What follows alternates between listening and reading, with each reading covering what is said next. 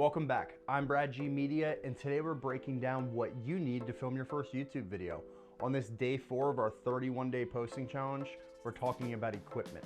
I'm going to talk about what I use and what you can start out with right now to get your first YouTube video out there. Let's dive in. Let me preface this by saying the best camera is the one on you. If you have something that can record and film, use it. If you have something that can edit, grab it. You don't need to buy a $2,000 laptop or a brand new camera just to start filming videos. If you have a smartphone, you're already ready to go. It has 3 camera lenses, microphones, it can record and edit directly onto the device, and then you can post to YouTube. We're gonna dive deeper into smartphones when I talk about mirrorless cameras, action cameras, and smartphones for YouTube videos. So stay tuned and subscribe for that. The rest of this video, we'll look at what equipment I use on a daily basis. We'll talk about cameras, audio, and editing. You might be quite surprised. Let's hop right in. First off, what camera do I use? My main camera is the Canon EOS M50. This camera has a flippy screen. It's perfect for composing yourself in shots. This is my go-to if I'm shooting photos or have any sort of paid job.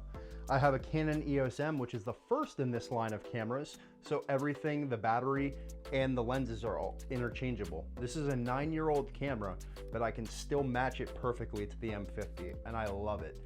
With the right knowledge, a camera like this with the right lens can outbeat something like a smartphone or a smaller sensor camera any day of the week. Next, I use my smartphone to film.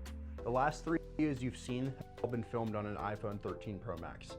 I just so happen to have 2 of them, and what you're watching right now is being filmed on the 13 Pro Max.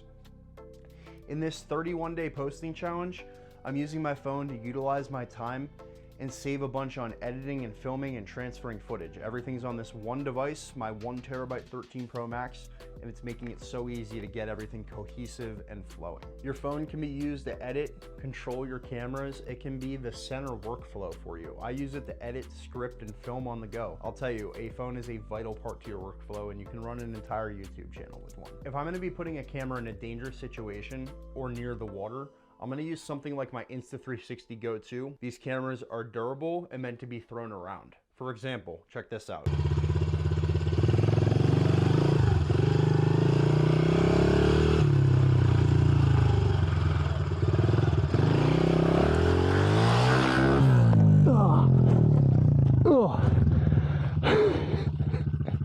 Oh, yeah, I hit my nuts though. Oh.